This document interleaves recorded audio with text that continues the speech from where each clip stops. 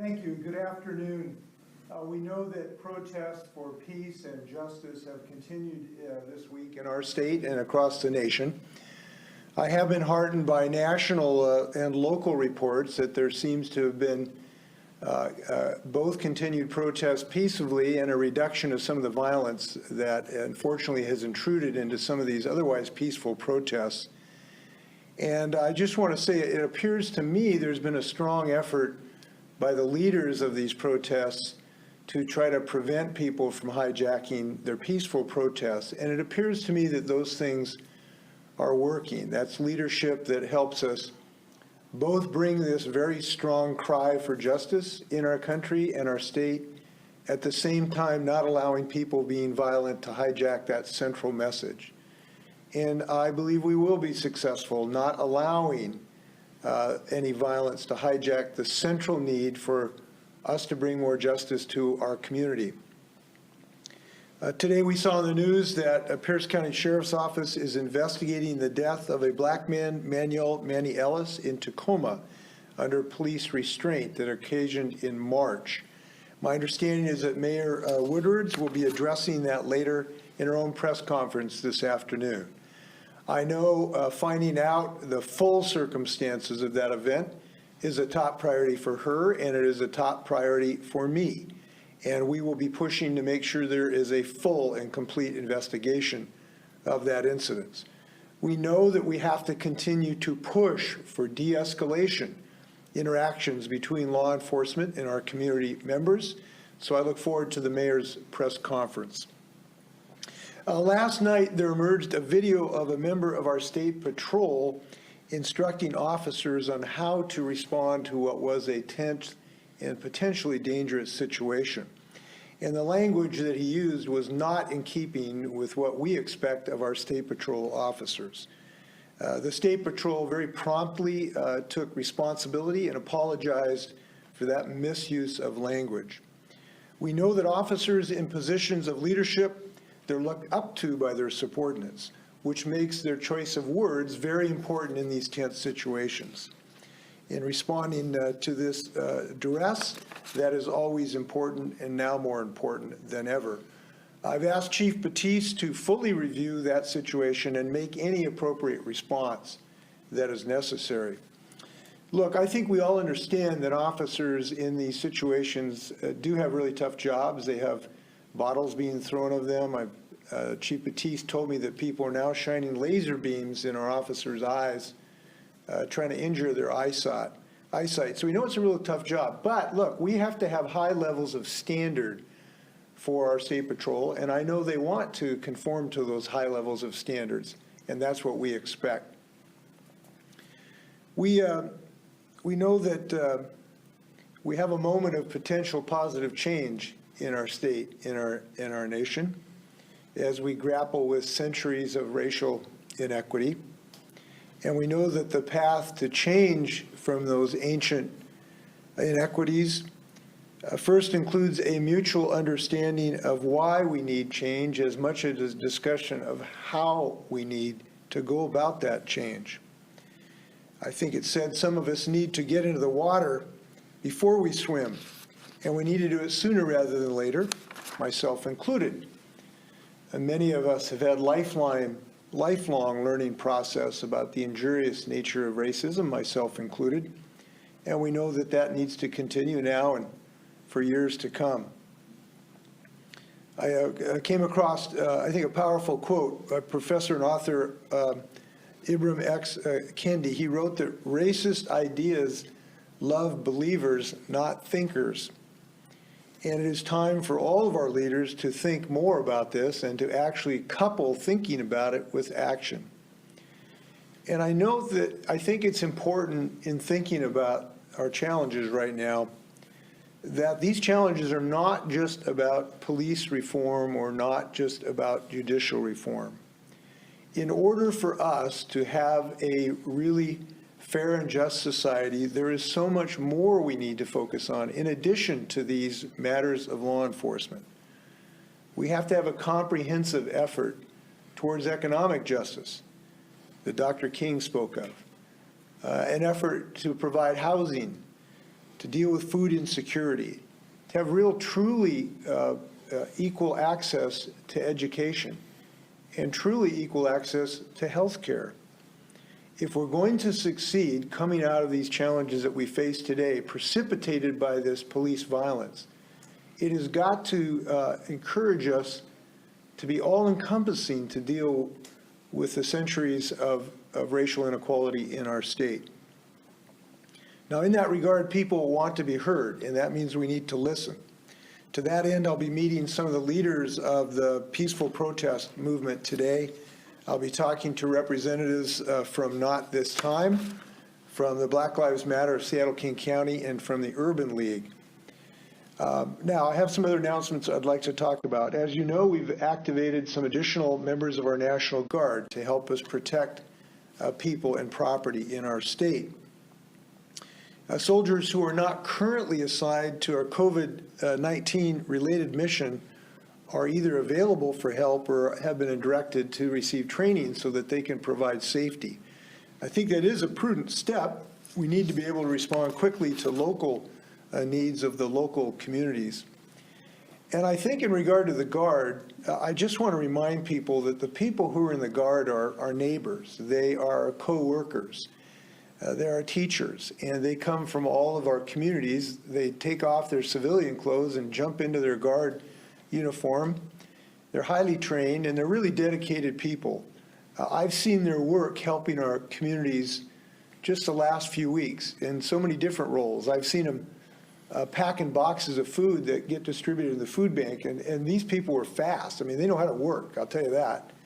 I've seen them doing contact tracing to help people prevent getting the COVID-19 virus, talking to a group in Tumwater, working the phones, and I was really encouraged.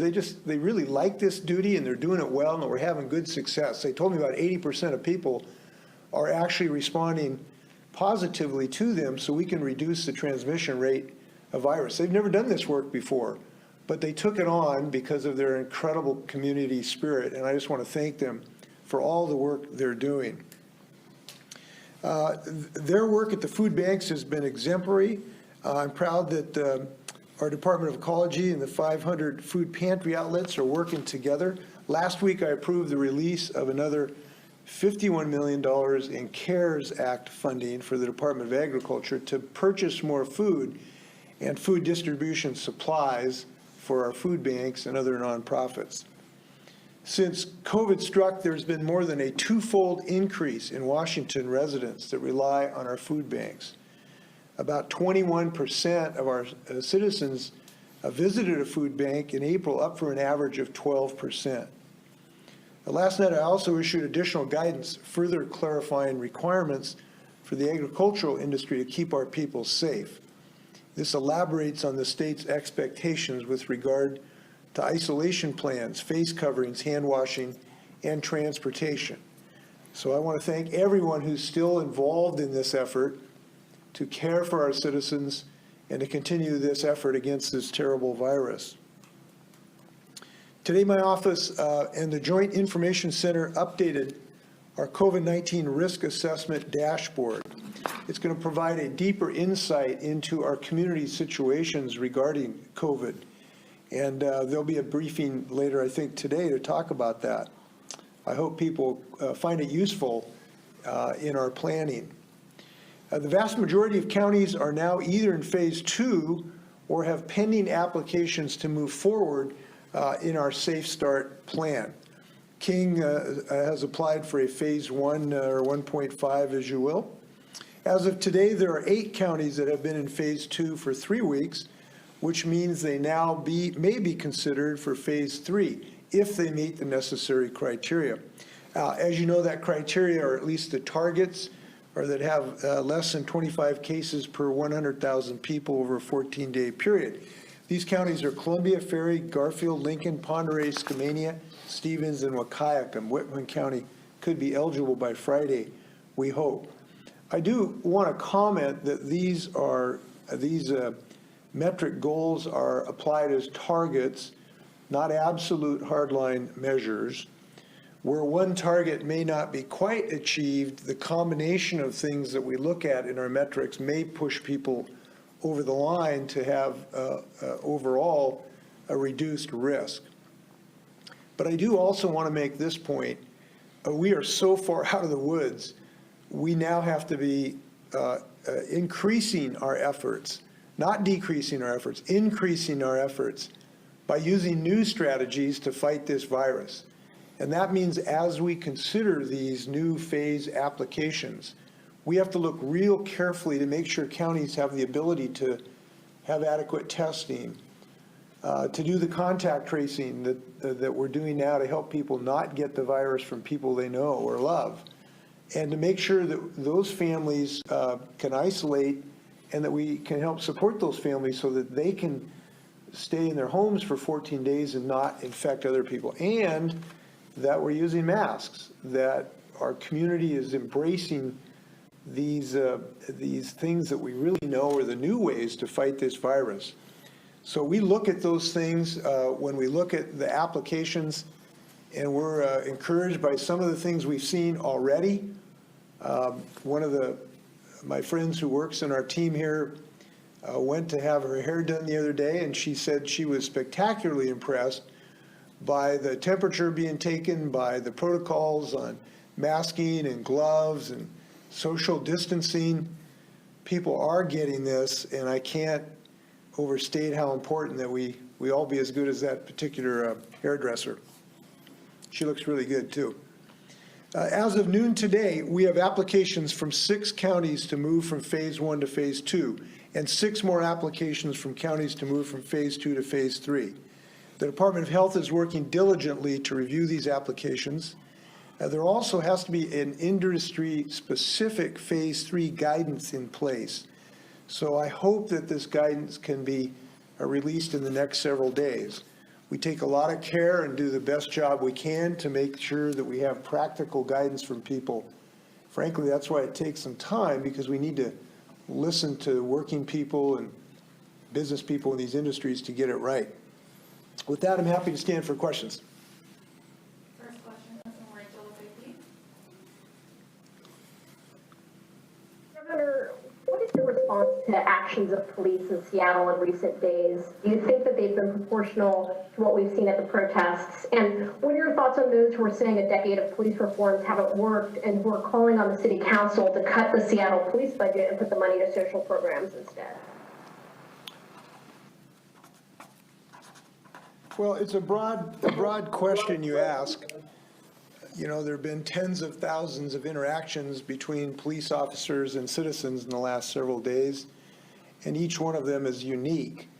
I guess my reaction to this is I've seen a few things that are troublesome, that need to have answers about these incidents, and I think it's just really important to have a full investigation of each one of those to figure out if something was awry and see if we can learn from them and improve. And the Seattle has a very extensive way to do those investigations, and those need to take place. Mayor Durkin has said they will take place, and I think that's important that they do so.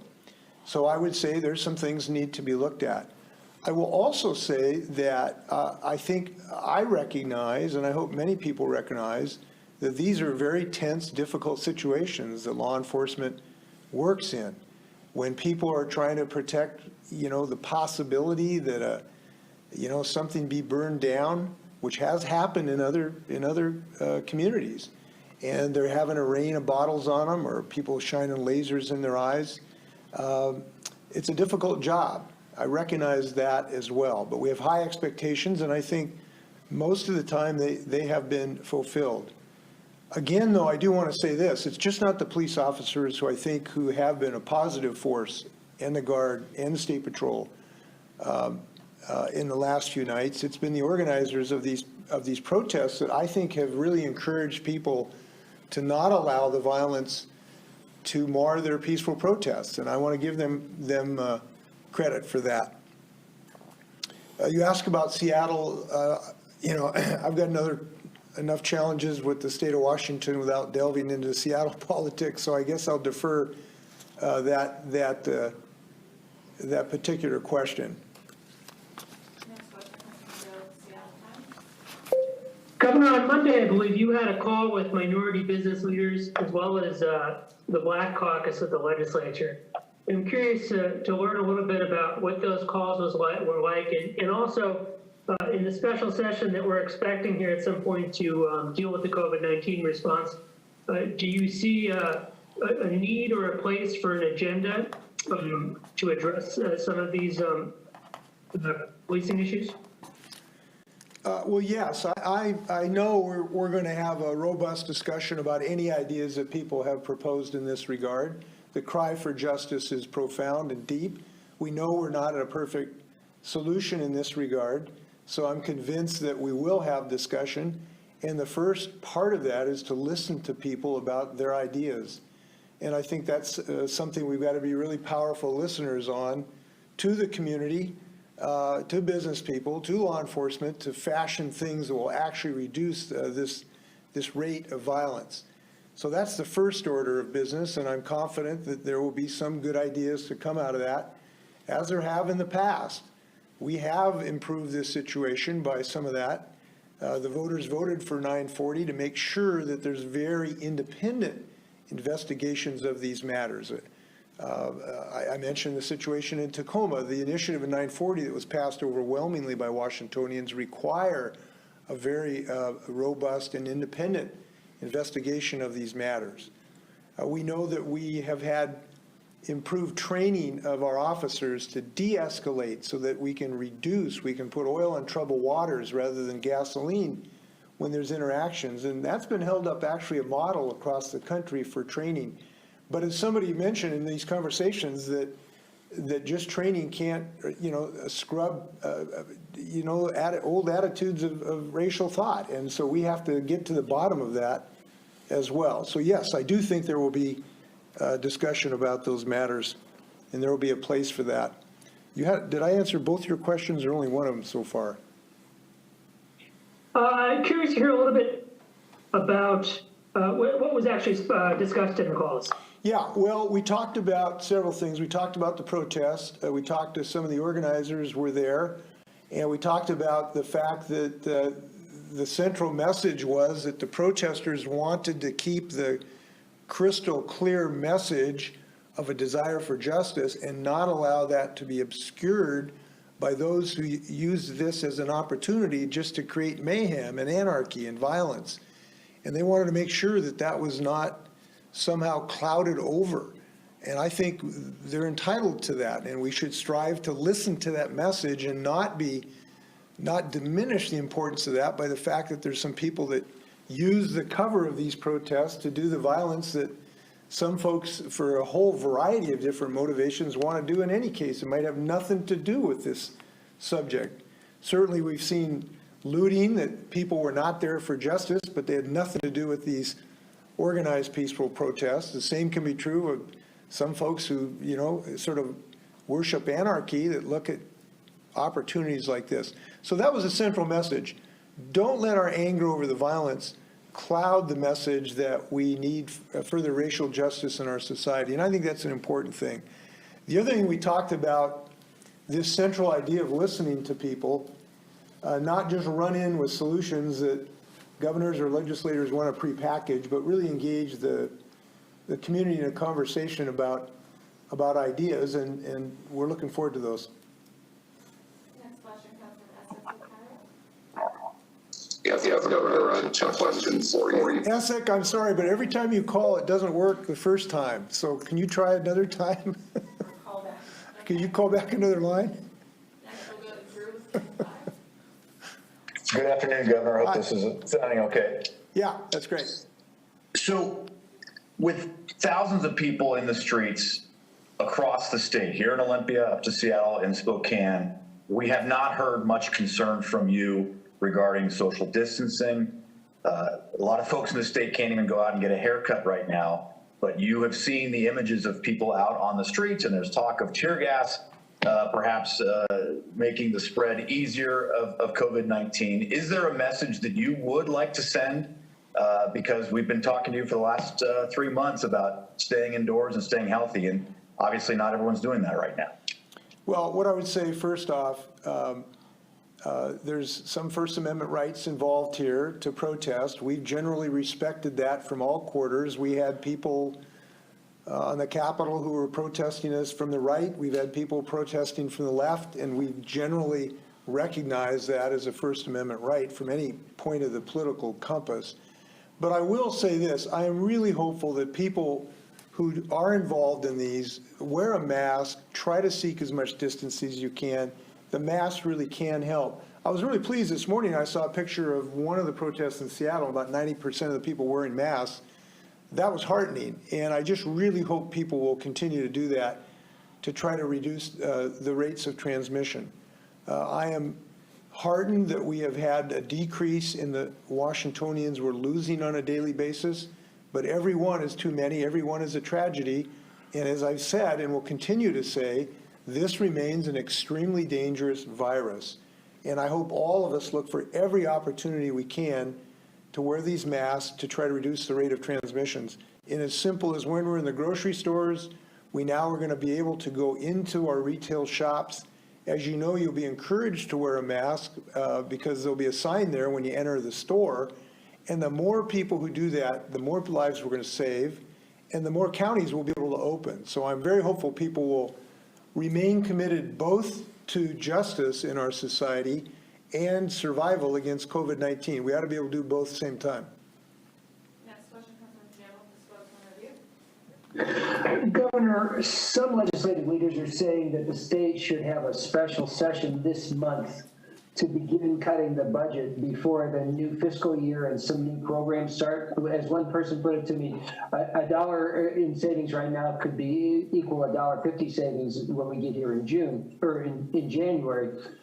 Do you agree with that analysis? And also, is the state budget facing such an emergency situation that the raises for state employees should be renegotiated?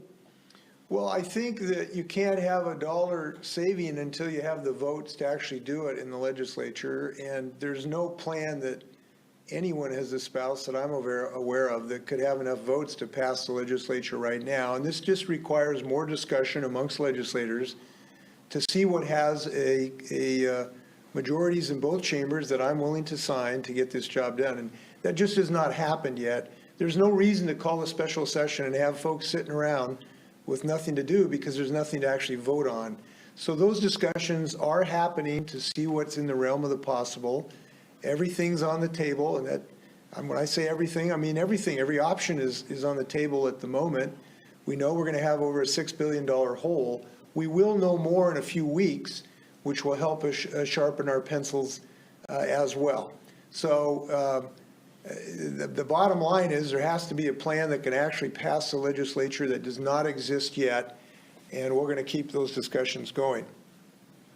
Next question comes from Jason with KPTH. Hey, Governor, thank you for speaking to the sort of difficult nature of policing when some of these bad actors are throwing the rocks and the bottles. There's some lawmakers in Seattle that are claiming cops are instigating the violence. Shama Sawan, socialist Seattle councilwoman, claimed this morning that people are, quote, the cops are prepared with instructions to orchestrate violence. Tammy Morales said we shouldn't tell people that looting doesn't work. So what impact does language like that have on the unrest that we're experiencing? And what can be done either from your office or from other leaders to sort of push back against some of those narratives that are probably making things worse? You know, what I think is maybe some of the wisest counsel that I try to follow, and I hope everybody does it, this just can't, we're not going to succeed in bringing more justice and peace to our society if everybody gets into their trenches and their bunkers. And people think of this as kind of a team sport where there's two teams in opposition. That's just not going to be productive here. What I hope is that everyone will look for a way to be able to have a very strong expression of a legitimate and necessary effort to bring more racial justice to our society and reduce this unnecessary police violence. And at the same time, protect that ability and not allow the people who do want to bring violence to endanger person or property. And I just think the more that we look at this as a mutual goal than sort of a, you know, an antithesis, as, you know, the nature of your question is you're either for or against us. I just don't look like this. I know a lot of police officers certainly want to go home, not get hurt, and they don't want anybody to get hurt. And I know a lot of protesters who respect people who are trying to keep them peaceful too. So I just think looking at it better through the lens of trying to be effective in protecting people is the best approach. Next question, Councilman Jim with the News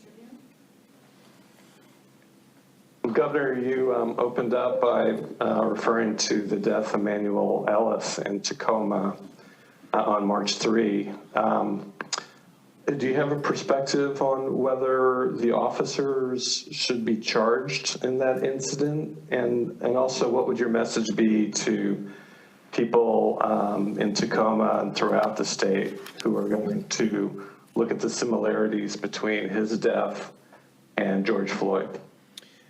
Well, the only thing I know about the incident right now is basically what I just talked about, that an individual died while under restraint of the Tacoma Police Department. That's all I know.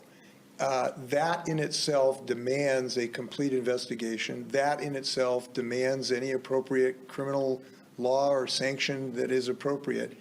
I can't render judgment on that right now because I know virtually I just shared with you all that I know. So I know enough to know there has to be a very thorough investigation. That investigation should lead wherever the evidence goes, and people need to make appropriate decisions, and that could include criminal prosecutions. So that's as much as I can share with you right now. As far as how people respond to this, I will look forward. I've not spoken to the mayor yet. I don't have any background information. I'll be very interested in what she has to say. But in any regard, we know that this will cause enormous concern, anger, and frustration at the very moment when our community is crying out for racial justice. To have an incident like this is going to cause people a very strong response. That's human. That's natural. And we ought to expect it and understand it. My hope is that we can find a way to focus our energies on something that will be productive, that will bring more racial justice, that will bring accountability to people who have mistreated citizens in law enforcement, and that will make sure that we do all the other things we have to do to bring more equity to our society in education, economics, healthcare, and everything else. And when people decide how they're going to act tonight, in the next few days, I just hope they keep their eyes on the prize. And during, I'm a child of the 60s and the civil rights movement, and that was the language: keep your eyes on the prize. Figure out what's really going to move the needle in racial justice. And sometimes that's really, really hard. I know Martin Luther King had some really, really difficult discussions with his community about doing things that actually work and keeping their eyes elevated to what they want to achieve. And I guess if we can channel his spirit the next few hours and days, that'd probably be a good thing. We're going to go back and try Essex from Cairo again. Yes, Governor, you're doing better now.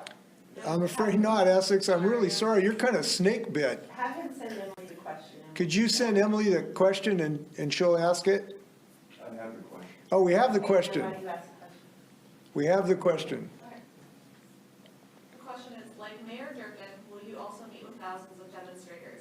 We already passed a de-escalation initiative, yet the situation in Tacoma still happened. What more needs to be done to prevent future situations and to hold the officers involved accountable? Well, what we need to do is, first off, follow the initiative, make sure it's applied. We need to make sure it's not just a paper tiger, that it's actually applied. And voters voted overwhelmingly for Initiative 940, and that requires a very thorough and independent investigation of every one of these incidents. And then criminal charges as appropriate, where they're appropriate, need to be filed. And it's a matter of actually doing it rather than just saying it. In Tacoma, I believe there will be the most thorough investigation. As I said, it will lead to whatever conclusion is the just conclusion.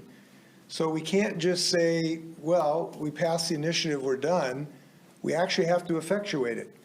And that'll be, we're going to insist that that happen in the days and weeks to come. As for what needs to be more to be done. There is so much that needs to be done, basically, to eliminate the stain of racism in our communities and in our hearts. And that's a big job that all of us, I hope, will be involved in. And it's a job for a good dose of humility, trying to find out how we achieve that end.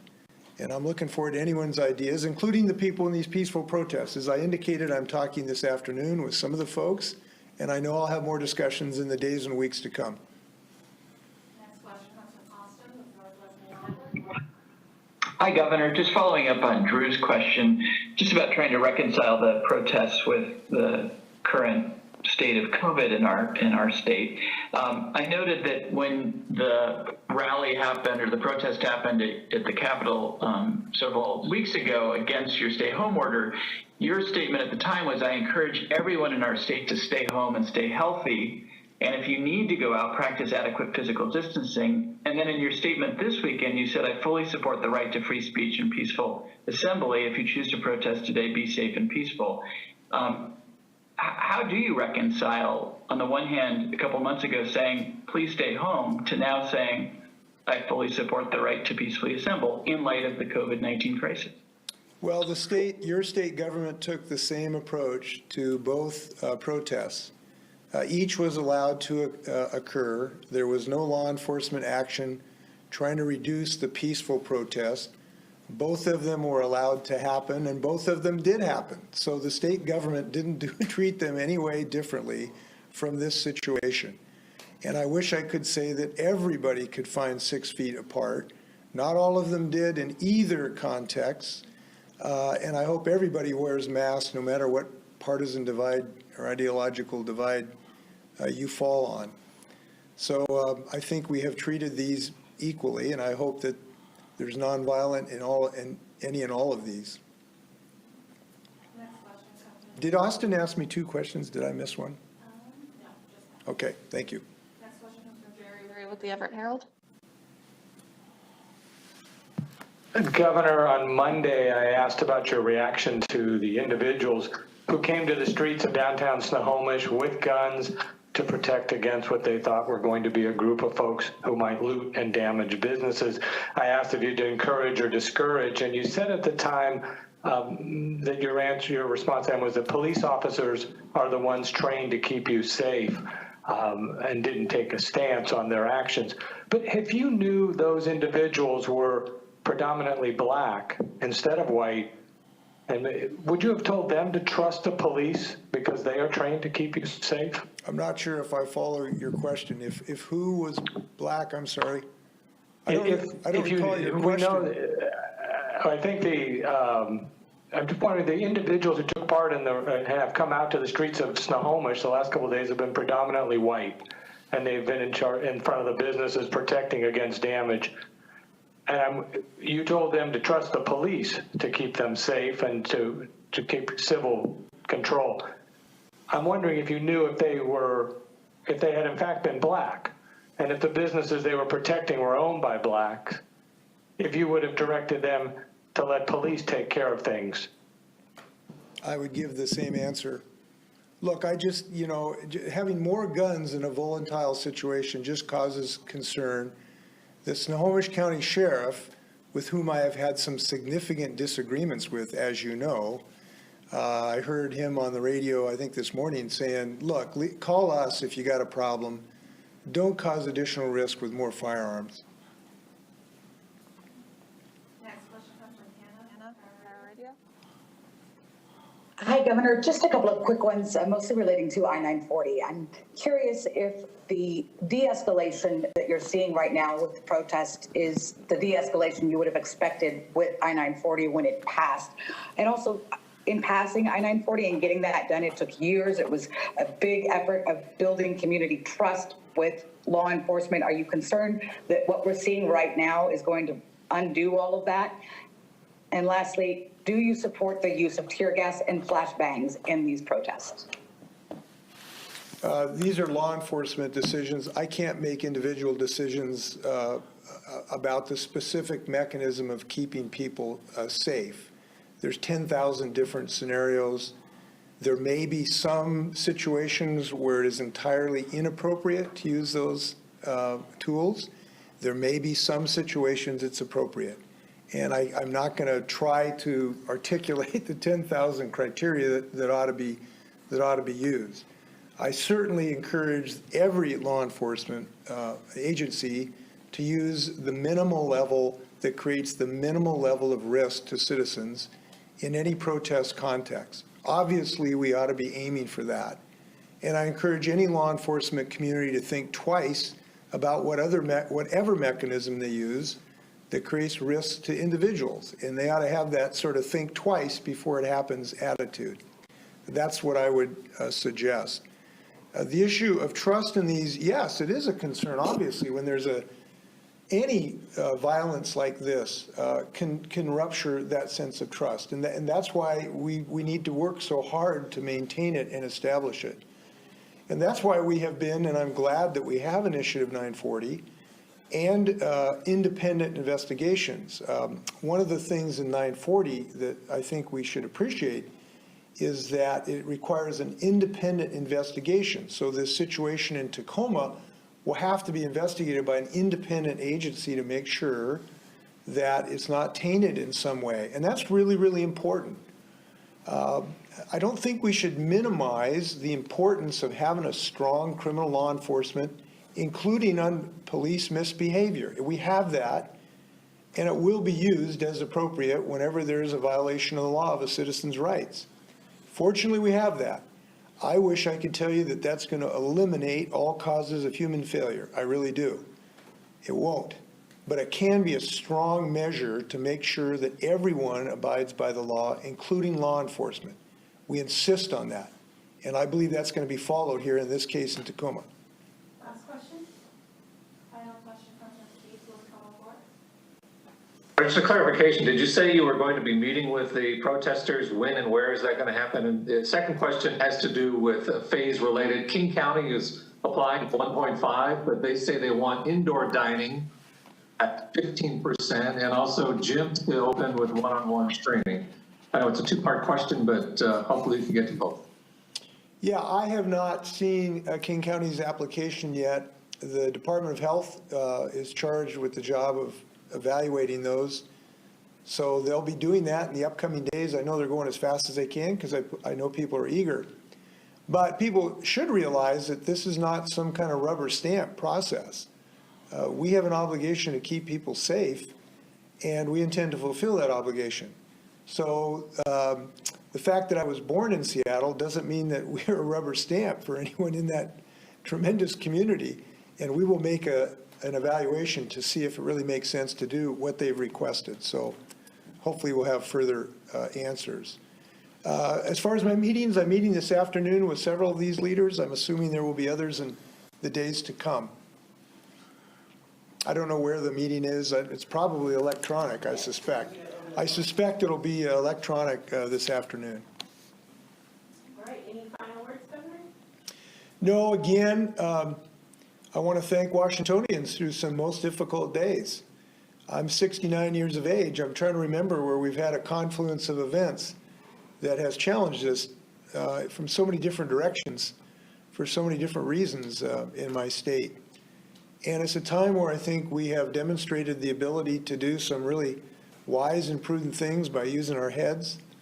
To a large extent, we've been willing to undergo frustrations for the greater community good.